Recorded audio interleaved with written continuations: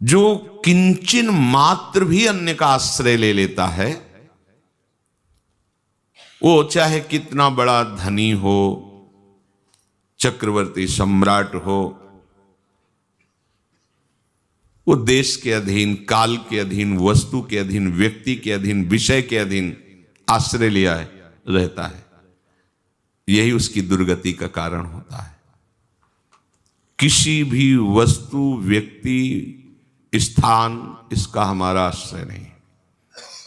हम काल के आश्रित नहीं हैं, हम कालातीत तत्व प्रियालाल के आश्रित हैं। ये बैठालना होगा। प्रियालाल के सिवा अन्य किसी का आश्रय नहीं। सब चल रहा है, सब प्रियालाल का है।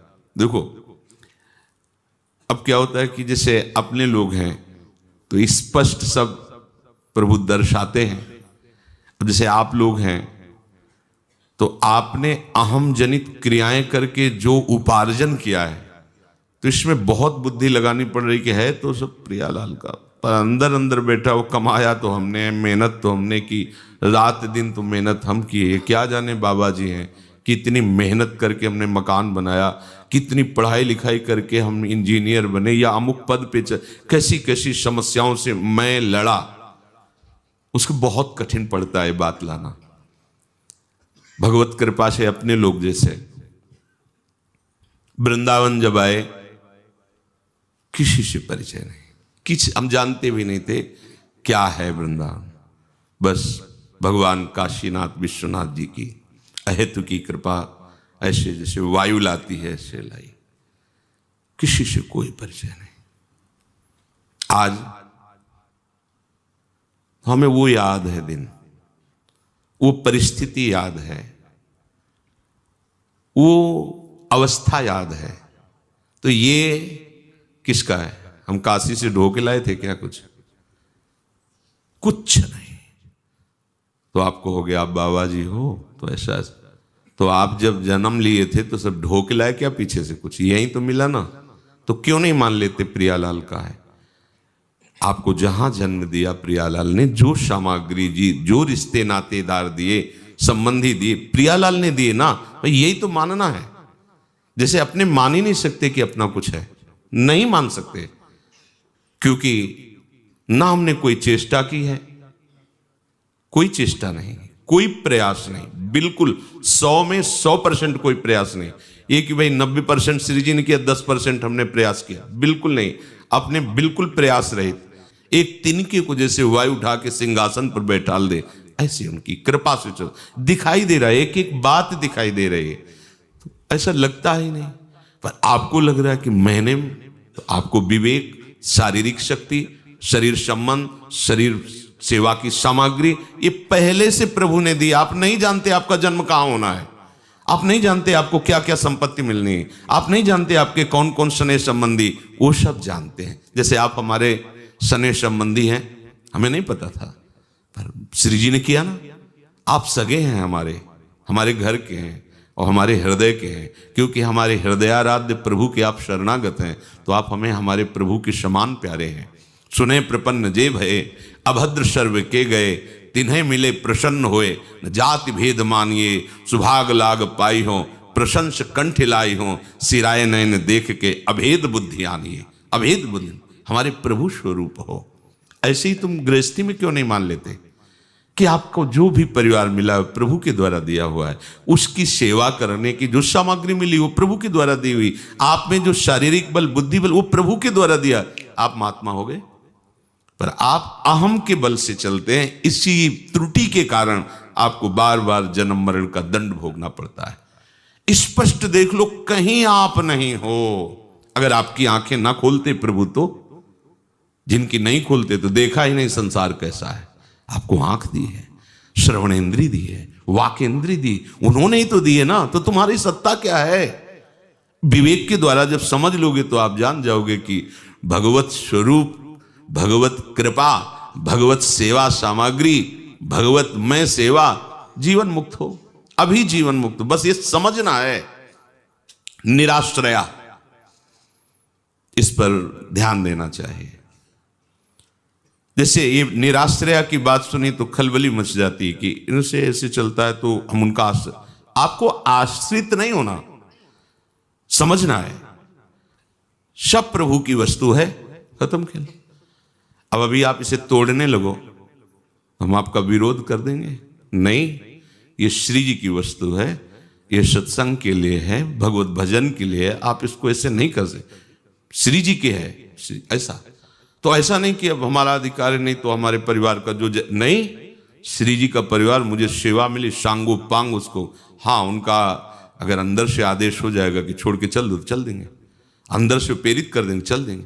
अगर दिया है तो यहाँ बिल्कुल एक एक चीज, एक एक वस्तु हमारी स्वामिनी की है। जैसे पादुका ला करके भरत जी श्री रघुनाथ जी की सिंहासन पर विराजमान कर दी, और सारी की सारी चेष्टाएं आदेश लेकर पादुका से पूरे राज्य का सम्यक शासन करते, और आप कुशासन पर लेटते। आप कैसे जीवन व्यतीत करते? सूचना आई कि कोई पर्वत लेकर के अयोध्या से गुजर रहा है, हमें लगता है जो लंका में युद्ध हो रहा है, तो कोई ऐसा विरोधी पक्ष अयोध्या को भी नष्ट करना चाहता है। भरत जी व्याकुल हो गए, ये रघुनाथ की राजधानी है और मुझे सेवा का ये अवसर मिला है कि अयोध्या की सुरक्षा, जब तक अयोध्या नाथ वापस ना जाए कोई भी त्रुटि नहीं होनी चाहिए। जानते हो, महावीर हनुमान को गिराने में एक सेकंड नहीं लगा भरत जी को। ऐसे कुशा में बैठे थे, कुश लिया, संधान किया, और इतनी चतुराई से मानो जो पर्वत को लिए उसको वेध दिया, तो पर्वत तो गिर ही जाएगा ना, उसको वेध करके पर्वत को वहीं रोक ले, अयोध्या पर न गिरने पाए। द्रोणागिरी पूरा उठाए थे हनुमान जी महाराज। जब हनुमान जी गिरे तो राम राम, अब कांप गए भरत जी, ये क्या हुआ? ये तो भगवान का कोई निज दास है जो मूर्छावस्था में भी व्याकुल हो गए। बड़ा अपराधी हूं, अपराधी हूं, वैसे ही प्रभु से विमुख हूं, आज भक्त का अपराध, बड़े व्याकुल। अगर मैं मन वचन कर्म से रघुनाथ जी के चरणों का आश्रय, तत्काल हनुमान जी को होश आ गया और कहा, सुनो, तुम शीघ्र हमारे बाण पर बैठो, अभी अभी पहुंचाता हूं रामादल में। उनका भगवान आपकी कृपा से आप ये बाण की जरूरत नहीं पड़ेगी बैठने की, वायु वेग से हम भी चल लेते हैं, आपकी कृपा, अभी अभी पहुंचाते हैं। ये आप बैठते कुशासन में रक्षा करते हैं अयोध्या की, पर अयोध्या के नाथ हैं अयोध्या नाथ, ये बात मन में बैठी हुई है। ऐसे ही उपासक, चाहे वो गृहस्थ हो चाहे वो विरक्त हो, उसको जो सेवा मिली है अपने स्वामी की वस्तु मानकर, अपने स्वामी की प्रसन्नता के लिए, प्रमाद नहीं, एक एक पंखुड़ी, एक एक वस्तु, एक वो श्री जी की है, इसलिए उसको उसी सम्मान से, उसी तरह ऐसे ही गृहस्थी में करना चाहिए। केवल गृहस्थी और विरक्ति, ये दो मार्ग बताए गए हैं, बात तो दोनों में है, प्रभु की ही आराधना। देखो, त्यागी के त्याग को देखकर लोग प्रशंसा करते हैं, पर गृहस्थी के त्याग को कोई नहीं जान पाता। यही हम कल कुछ उपासकों से कह रहे थे कि हम ब्रह्मचारी हैं, हम एकांतवासी, हम त्यागी हैं, वनवासी हैं, सब कोई जानता है प्रगट में। लेकिन वो जो पत्नी के साथ रहता है और ब्रह्मचर्य से रहता है और नमक रोटी खाता, रात दिन भजन करता है, उसको कोई नहीं जानता है। लेकिन वो कितना प्रणाम करने योग्य है, हम विरक्त उपासक जानते हैं, क्योंकि हम डरते हैं और बचते हैं, और वो वहीं रहता है, उसी विषय के साथ रहता है और ब्रह्मचर्य से रहता है और भजता है प्रभु को। कितनी बड़ी सामर्थ्य उसकी है, किसके बल से? श्री जी के बल से। त्यागी अपना त्याग दिखा सकता है, लेकिन वो गृहस्थ अपना त्याग छपवाता भी नहीं है, प्रचार प्रसार भी नहीं, और गुप्त रूप से कितना महात्यागी है भगवद आश्रित। ये कोई प्रशंसनीय बात नहीं है कि बाहरी वेश परिवर्तन हो गया। अगर आपका आंतरिक उद्देश्य प्रियालाल है, तो चाहे गृहस्थ में हो चाहे विरक्त में हो, दोनों बंधनी हैं। और उद्देश्य संसार है, तो चाहे गृहस्थ में हो चाहे विरक्त में हो, दुर्गति दोनों की निश्चित है। उद्देश्य, ये उद्देश्य पुष्टता तभी होती है जब निराश्रया बात आती है, अन्य आश्रय नहीं, भगवद आश्रय। आप कहोगे कि गृहस्थी में तो अन्य आश्रय, अरे चक्रवर्ती सम्राट है महाराज, अम्बरीश जी, तुम्हारी गृहस्थी कितनी, उनका राज्यपुर, चक्रवर्ती सम्राट, एक क्षत्र राजा, पर भगवदाश्रित है, अन्य किसी का आश्रय नहीं है। यही तो देखो ना, दुर्वासा जी से कह सकते थे कि यदि आप तपस्या का बल प्रदर्शन कर रहे हो तो जीवन भर हमने भी भगवान की आराधना की है, एक शब्द नहीं बोले, ऐसे ही सर झुकाए खड़े रहे। सारा का सारा भगवद वैभव वहां प्रकाशित हो गया। कहीं भी उनको अपने तपस्या भजन का भी आश्रय नहीं, केवल प्रसावई मन कृष्ण पदारविंद, केवल भगवद आश्रय। क्योंकि जो साधन भजन होता है वो तो उनकी कृपा से होता, मेरा थोड़ी है कोई आश्रय, एकमात्र प्रभु का आश्रय है। यही हरिराम व्यास जी सारा कर रहे हैं। काहू के बल भजन को, काहू के आचार और व्यास भरोसे, एकमात्र कुंवरी किशोरी का भरोसा आश्रय। ये हृदय की छानबीन कीजिए, अन्य आश्रय नहीं होना चाहिए, न वस्तु का, न व्यक्ति का, न स्थान का।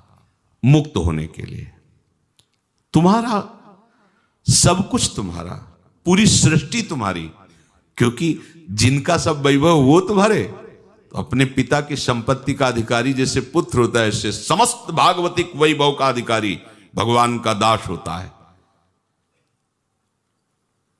भागवत में लिखा हुआ है, प्रतिक्षण कृपा मनाता रहता है, आए हुए दुख सुख को सह लेता है, निरंतर प्रभु का भजन करते हुए प्रतिपल प्रभु की शरण में रहता है। वो ऐसे प्रभु के महान वैभव को प्राप्त हो जाता है जैसे पिता की संपत्ति का अधिकारी पुत्र हो जाता है। स्वाभाविक, छोटी सी वस्तु, छोटी सी संपत्ति, छोटे से घर, छोटे से परिवार को अपना मान करके, प्रभु को पराया मान करके फिर जो भी व्यवहार करोगे सब बंधने वाला होगा। ये सब कुछ प्रभु का है। देख लो ना, तुम कहां से लाए थे और तुम कहां से आए हो। तुम अपना ही परिचय ढूंढ लो, तुम कौन हो, कहां से आए हो, तुम्हें सब कहां से मिला है, तो उसका एक ही उत्तर मिलेगा, प्रभु। तुम भी प्रभु के अंश हो, तुम्हें जो भी मिला है प्रभु के द्वारा दिया हुआ मिला है। यही बात समझ जाओ, महात्मा बन जाओगे। यही बात समझाने के लिए रोज सत्संग होता है, या जहां भी सत्संग होता है सब संत महात्मा यही बात समझाना चाहते हैं। स्वयं भगवान के सिद्ध पुरुष निराश्रया होता है, उसे न शरीर का आश्रय होता है, न भोगों का आश्रय होता है, न शरीर संबंधियों का आश्रय होता है, किसी का आश्रय, एक मात्र, एक भरोसो, एक बल, एक आस विश्वास, एक बस, व्यास भरोसे को, एक बस, एक। अगला है, जब वो किसी का आश्रय नहीं लेता सिद्ध पुरुष, तो स्थिति क्या होती है? बोले नित्य तृप्ता। ये खास बात, नित्य आनंद, ब्रह्मभूता प्रसन्ना, अपार आनंद उसके हृदय में रहता है, क्योंकि उसने केवल आनंद सिंधु प्रभु का आश्रय लिया है। जीव को अपार आनंद कब मिलता है? जब वो अपने अंशी में तन्मय होता है। हमारे अंशी हैं प्रभु प्रियालाल। जीव का जो अंशी है वो ईश है, परमात्मा है, प्रभु है। इसको अपार आनंद तभी मिलेगा जब ये अपने अंशी में समर्पित हो जाएगा। ऊपर शब्द है निराश्रया, उसने किसी का आश्रय नहीं लिया। त्यक्त्वा कर्म फलासंगम, उसने कर्म फल की सामग्री और कर्म का परिणाम रूप ये सब प्रभु का है, ऐसा मान लिया। अब उसको क्या प्राप्त हो रहा है? नित्य तृप्ता, वो कृतकृत्य हो गया। जिसे गोस्वामी जी कह रहे हैं, पायो परम विश्राम, राम समान प्रभु नाही कहूं परम विश्राम। जैसे कागभूषण जी कहते हैं, अब कृतकृत्य भयऊ मैं। केवट जी कह रहे हैं, अब कछुनाथ। ये नित्य तृप्ता, किसी भी विषय से तृप्ति होती है पर वो अनित्य तृप्ति होती है। जैसे भूख लगी, भोजन पाया, तृप्ति हुई, आहा, पर कितने घंटे के लिए? अनित्य तृप्ति होती। किसी भी विषय को भोग लो, अनित्य तृप्ति होती है पर अनित्य तृप्ति। और यहां नित्य तृप्ता, किसी विषय से नहीं, किसी व्यक्ति से नहीं, किसी घटना से नहीं, किसी पद से नहीं, किसी परिस्थिति से नहीं, क्योंकि ऊपर बता दिया निराश्रय, वो इनके आश्रित है ही नहीं। तो अब जिनके आश्रित है वो है कौन? नित्य। तो तृप्ति कौन सी होगी? नित्य। और आप जिनका आश्रय लिए हो, तृप्ति अनुभव करना चाहते हो, वो क्या है? अनित्य। तो आपकी तृप्ति कैसी है? अनित्य। अभी हाँ बस अब नहीं, और फिर शाम के चाहिए, फिर सुबह चाहिए, तो तृप्ति तो नहीं हुई ना, क्योंकि अनित्य से नित्य की तृप्ति हो ही नहीं सकती। हमारा स्वरूप नित्य है, हम नित्य में तृप्त हो सकते हैं, अनित्य में नहीं। तो काहे को समय बर्बाद कर रहे हो अनित्य में तृप्ति ढूंढने के लिए? यही तो कामना और वासना है। अच्छे से समझो, आप नित्य भगवान के नित्य अंश हैं, आपकी मांग नित्य तृप्ति है जो केवल भगवान से पूर्ण होगी। आप अनित्य संसार के अनित्य भोगों में, अनित्य व्यक्तियों में, अनित्य परिस्थितियों में, अनित्य पदों में कभी भी नित्य तृप्त नहीं हो सकते। कोई भी पदाधिकारी हो, अपने हृदय में हाथ रख के कहे कि आगे बढ़ने की हमारी इच्छा नहीं, कहीं भी हो, वो अभी जहां पहुंचना चाहिए नहीं पहुंचा, ऐसा उसके हृदय में होता है। पर वो होता है बहिर्मुख, इसलिए बाहर ही खोजता है। कितना भी बढ़ता चला जाए वो अनित्य तृप्ति की तरफ जा रहा है, इसलिए वो नित्य तृप्त नहीं हो सकता। नित्य तृप्त वही होता है जो नित्य तत्व में अपना जो संबंध है उसे स्वीकार करके साफ संबंध हटा देता है। प्रभु कह रहे हैं जो कर्मफल का त्यागी, अन्य आश्रयों का त्यागी होता है, वो मेरे में तन्मय रहता है, इसीलिए वो नित्य तृप्त रहता है। सारी चेष्टाएं प्रभु के लिए, सोते जागते उठते बैठते शरीर निर्वाह की जितनी चेष्टाएं सब प्रभु के लिए, सब प्रभु के लिए होती है। उनका मूल उद्देश्य होता है भगवत आराधन, भगवत प्रसन्नता। निरासीयत चित्तात्मा त्यक्त सर्व परिग्रह शारीरम केवलम कर्म कुर्वन्नाप्नोति किल्बिषम। जिसका शरीर और अंतःकरण अच्छी तरह से वश में किया हुआ है, जिसने सब प्रकार के संग्रह परिग्रह का त्याग कर दिया है, ऐसा इच्छा रहित उपासक केवल शरीर संबंधी कर्म करता हुआ भी पाप को प्राप्त नहीं होता। प्रभु कह रहे हैं निराशीर्यत चित्तात्मा। यत चित्तात्मा संसार में आशा रखना, संसार में इच्छा रहना, तो शरीर इंद्रिय मन आदि का मलिन होना है। समझिए, कोई भी इच्छा, इस संसार में रहना भी इच्छा करना, ये मलिन अंतःकरण का लक्षण है। तभी तो जो निर्मल मन वाले होते हैं, न जीने की इच्छा है, न मृत्यु की इच्छा है, न सुख की इच्छा है, न दुख की इच्छा है, न मान की इच्छा है, न अपमान। अब इच्छा क्या है? जोई जोई प्यारो करे सोई मोहि भावे। अपनी कोई मांग नहीं, अपनी कोई इच्छा नहीं। ध्यान दीजिए, हम समझते हैं कि अंतःकरण तब पवित्र होगा जब हम तीर्थों में गोते लगाएंगे, भ्रमण करेंगे, व्रत रहेंगे आदि आदि। ठीक बात समझ लो। शरीर को अपना मान करके और अपने को कर्ता मानकर कुछ भी कर लो, जो पवित्रता प्रभु की प्राप्ति कराती वो पवित्रता होगी ही नहीं। कुछ भी कर लो, छूटिबे के जतन विशेष बांधे जाएगो, वह है विष भोजन जो सुधा सानि खायोगो। अच्छे से समझ लो, मलिनता क्या है? शरीर और संसार एक ही बात है।